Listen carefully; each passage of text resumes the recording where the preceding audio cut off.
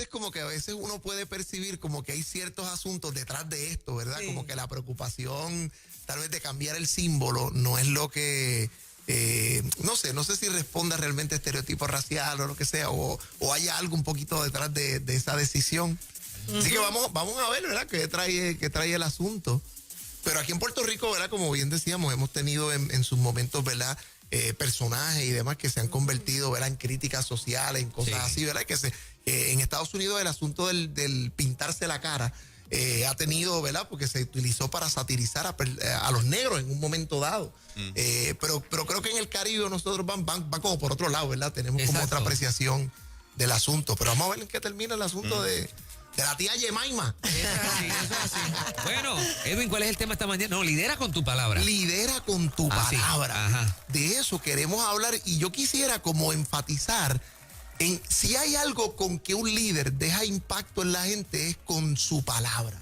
Miren, yo no sé si ustedes pueden recordar algún pastor o alguna persona que sus palabras hayan sido de mucha bendición para ustedes.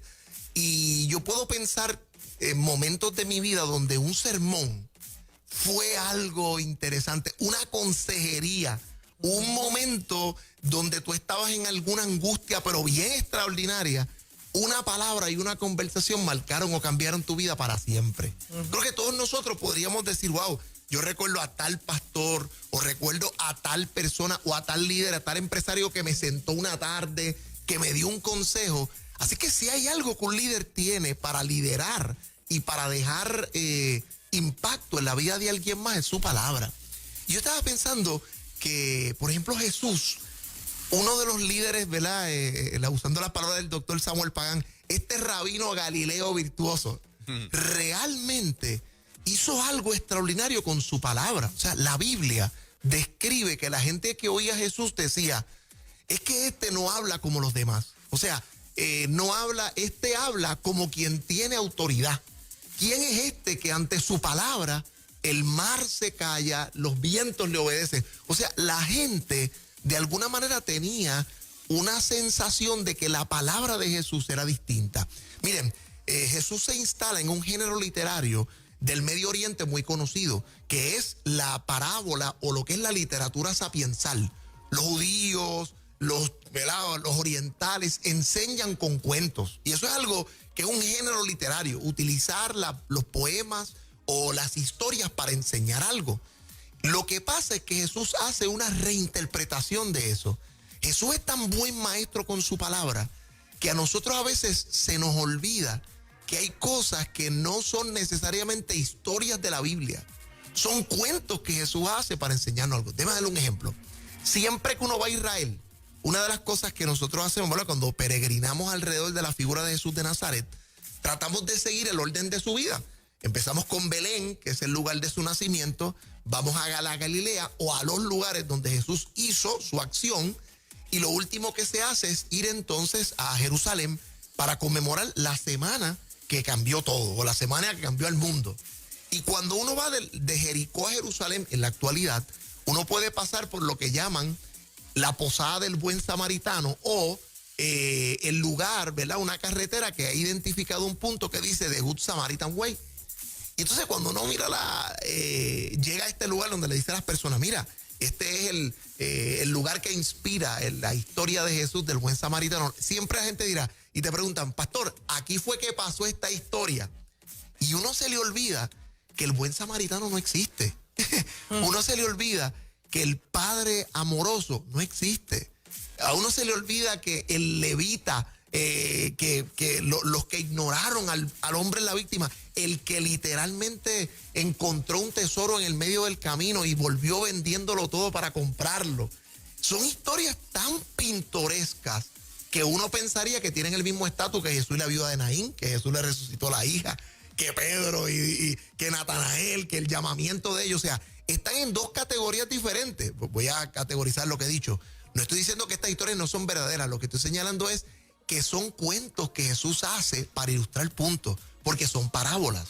Las parábolas son historias terrenales ficticias con un significado celestial. Entonces, ¿cuántos de ustedes posiblemente al escuchar la canción de Ricardo Rodríguez, quizás hoy será el día que regrese? esa que pueda su rostro acariciar. No hemos visto al padre de este muchacho hijo pródigo. Y uno lo ve cuando está escuchando esa historia de que el hijo se fue mal criado y de que después está pasando hambre y uno ve ese papá por la ventana. La palabra de Jesús es tan extraordinaria que esas historias han marcado la vida de la gente. Hay un pintor que se llama Rembrandt. Y Rembrandt tiene un cuadro que yo espero en algún momento ver. Está en San Petersburgo y se llama El regreso del hijo pródigo. Y ese cuadro inspiró ¿verdad? Basada en esta historia, Rembrandt en los últimos años de su vida pinta el regreso del hijo pródigo, pero con unos detalles extraordinarios. Ese papá tiene dos manos, una mano fuerte, una mano más blanda, porque habla del carácter. Ese hijo vuelve con un zapato con uno sí, vuelve con la cabeza rapada. O sea, el cuadro tiene toda una serie de simbología que hay un autor que se llama Henry Nowen, que escribió todo un libro que se llama El regreso del hijo pródigo. Sacerdote, pero con un libro de espiritualidad espectacular. Yo digo, ¿de dónde viene todo esto? De las palabras de Jesús, de lo que la palabra de un hombre virtuoso puede dejar en la vida de un ser humano. Entonces, ¿por qué yo quiero hoy hablarles desde la perspectiva de líderes con sus palabras? Preguntándote, a ti que eres líder, si tus palabras podrían, número uno, se parecen a las de Jesús, tienen el peso en el asunto de dejar en la gente que le sirves o que lideras esa huella que inspira a la gente a cambiar. Porque un discurso de Jesús, uno, cambió literalmente a Occidente. Estas parábolas, tomé cualquiera. Mire, yo estoy hoy, para aquellos que, no sé si estamos ya en medio de las cámaras, pero yo traje hoy dos libritos que me estoy preparando para una serie de conferencias. Y este libro se llama Las parábolas de Jesús. Observen, un acercamiento literario a través de la mirada de los campesinos del Medio Oriente. Este señor se llama Kenneth Bailey. Y Kenneth Bailey vivió durante 60 años, enseñó, trabajó en el Medio Oriente, Chipre, Egipto, Israel, ¿verdad? Jerusalén y Líbano, enseñando teología como misionero. Entonces este señor, como vivió 50, 60 años en el Medio Oriente, él tomó las parábolas, pero procuró que pudiéramos entender lo que significan en su contexto. Lo que significó, por ejemplo, en este otro libro que se llama El Hijo Pródigo, que es solamente un estudio de esa parábola, lo que representó para Jesús tomar a un muchacho impetuoso que traiciona a su papá, que traiciona el legado de una villa, que había un rito para quitarle la herencia, que había algo que hacer. Y entonces, él desmenuza todos los detalles que Jesús pone en esta historia para hablarnos de salvación y redención. Esta historia era tan impactante y la palabra de Jesús era tan impactante que a nosotros se nos pasa un detalle, y es que por lo regular, qué malo es cuando ya alguien le cuenta el final de una historia a uno y uno no sé si han tenido la oportunidad de decir, mano, salió esta película brutal, sí la voy a ver. Hacho, mano, al final matan al tipo. Qué horrible, ya me conté, ya no quiero ir a verla. O me dice, Hacho, la escena más brutal es cuando el tipo hizo esto. Ya nos mató el final. Entonces, ¿qué pasa? Las parábolas de Jesús, tal vez, o las palabras de estas historias creativas, pues ya nosotros no sabemos el final. Por eso posiblemente no son tan impactantes. Pero cuando Jesús estaba en un escenario donde hay sembradores y decía, el sembrador salió a sembrar la buena semilla. Una cayó en el territorio, una cayó en las pedregales, otra en espinos y otra en buena tierra. La pregunta es como que, oye, ¿qué pasará? O cuando decía, y un padre tenía 2 hijos y el más joven le pidió la herencia y se fue. De hecho, lo van a perdonar. Si eso fue desearle la muerte, eso es cambiar la herencia. El padre va a correr para abrazarlo.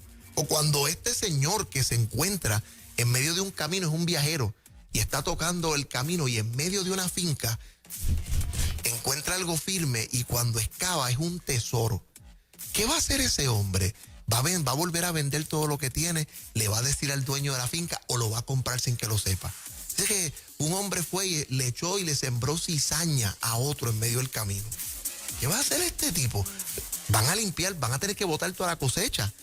¿Cuándo van a separar la paja del grano o el trigo de la cizaña? Entonces, estas historias eran creativas para que la gente quisiera escuchar el mensaje.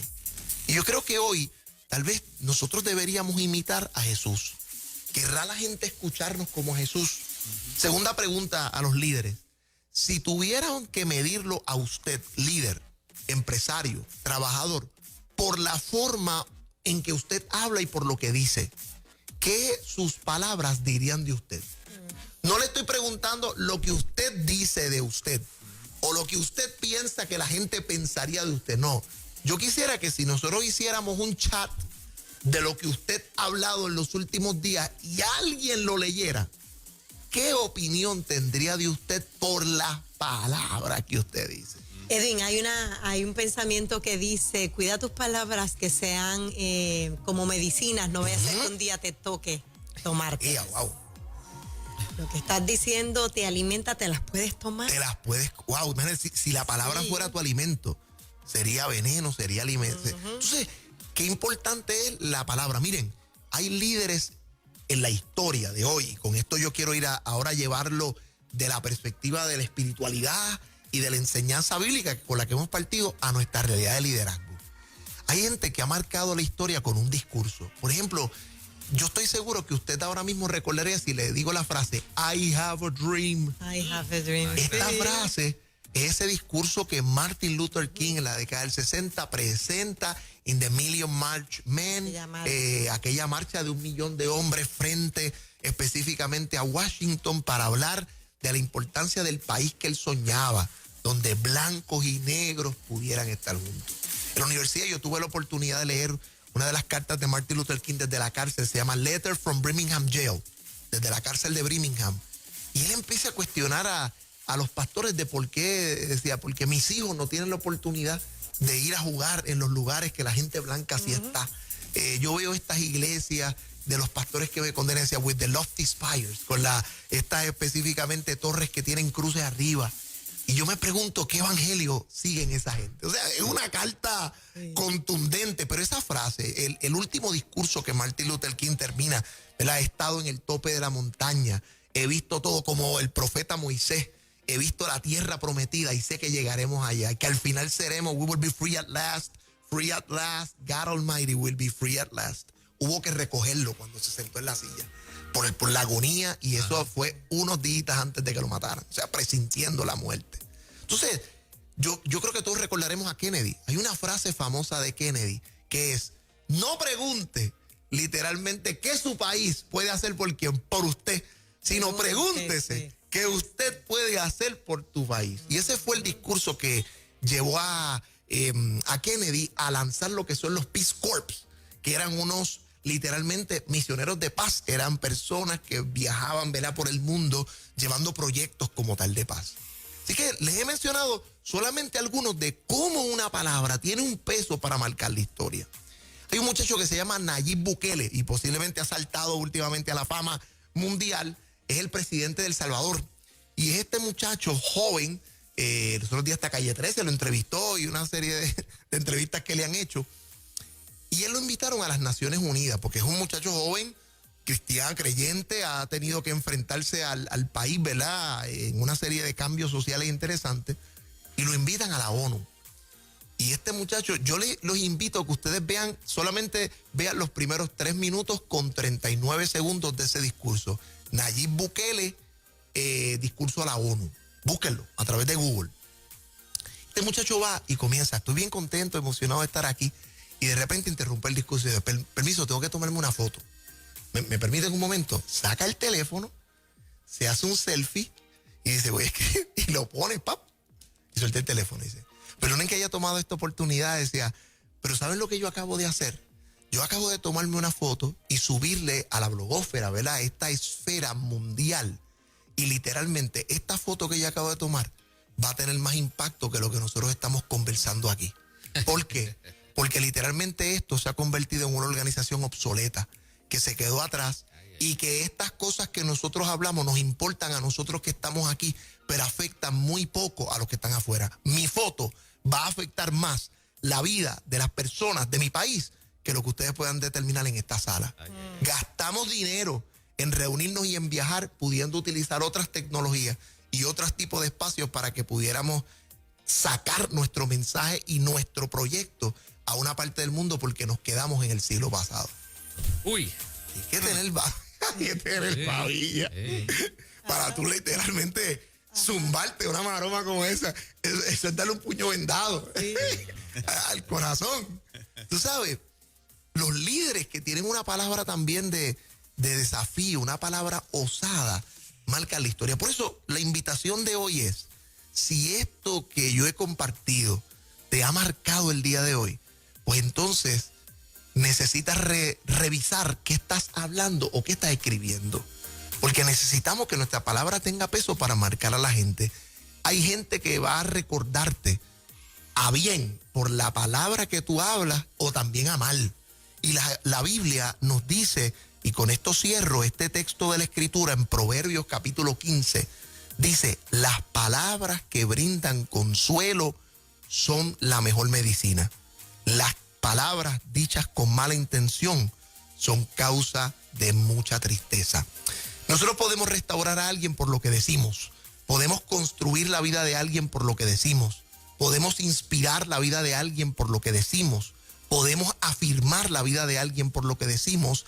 Y literalmente podemos reinventar la vida de alguien por lo que decimos. Si usted tiene y de alguna manera ha sido marcado negativamente por algo que alguien dijo, sea usted de los que marcan la historia de alguien por la palabra. Porque los líderes que lideran desde su palabra a la gente que le sigue son la gente que lleva su vida a otro nivel. Edwin Rivera Manso, poderosa esa palabra esta mañana. Sí, señor. Como Wow, siempre. Edwin. Qué las chévere. palabras. Oye, es que he estado pensando en eso, el depósito de las palabras. Tú sabes que se me vino a la mente el hombre que cae, ahora olvidé el nombre de él, que cae el avión y él es el único sobreviviente. Wow. Que tuvo que sobrevivir comiendo a un de los que habían muerto. Wow. Y los reúnen, hacen una reunión donde había muchísimas personas, una conferencia, una mega conferencia. Solo le dieron una promo Brutal. porque él iba a dar un discurso. Cuando estaba todo lleno, agarró el micrófono y dijo, vayan todos y abracen a su familia. Y se fue. Wow. Y se fue, eso fue lo único que dijo. Llevaban meses haciendo una promoción. Y su mejor discurso fue, Qué salgan de aquí y vayan a abrazar. Wow. Duro. Nadie lo va a olvidar. Ay, nadie lo va a olvidar. Nadie. Hay que buscar eso, María. Sí. Te voy a buscar Hay que el nombre. anotarla. Es una historia cañona. Sí, tremenda historia. Edwin, ¿dónde la gente conecta contigo? ¿Y Pues qué miren, estás haciendo? Oye, comparto con ustedes que seguimos desarrollando nuestras plataformas virtuales. Este próximo lunes arrancamos un proyecto de 5 días, lunes a viernes, ¿verdad? Junto a la Universidad Teológica Vida Abundante, donde vamos a estar trabajando un seminario en torno a la predicación. Y va a ser súper interesante lo que vamos a estar tocando allí. Va a ser contemporáneo porque le hemos llamado la Escuela de Predicación o la Academia de Oradores. Y es para específicamente pulir detalles desde la preparación, la organización, las partes de un buen discurso, de un buen sermón, ilustraciones, o sea, herramientas, cómo se construye esto que hemos estado hablando hoy. Nos estamos preparando para eso. Así que Escuela de Predicación, si quieres más información, ahí en nuestras redes sociales nos buscas y le llamas predicación.online. Ahí está todo el site que hemos preparado con las fechas, los módulos. Empezamos el lunes. Lunes a viernes van a ser de 9 a 11 porque nos hemos dado cuenta que mucha gente, ¿verdad?, quiere llegar a los chicos al trabajo y quizás tener la oportunidad de no interrumpir lo que está haciendo y conectarse desde casa. Están siendo unas experiencias brutales. Así que espero que si usted quiere más detalles me pueda textear al 645-8188, 645-8188. Con mucho gusto le enviamos. O que pase ahora mismo por Facebook y va a ver la promoción. Vaya, haga clic y suscríbase a nuestra escuela. Y por ahí vienen una serie de cursos virtuales muy interesantes. Para que lleve su vida a otro nivel. Edwin Rivera Manso. Tremendo. En breve, Joel Ventura.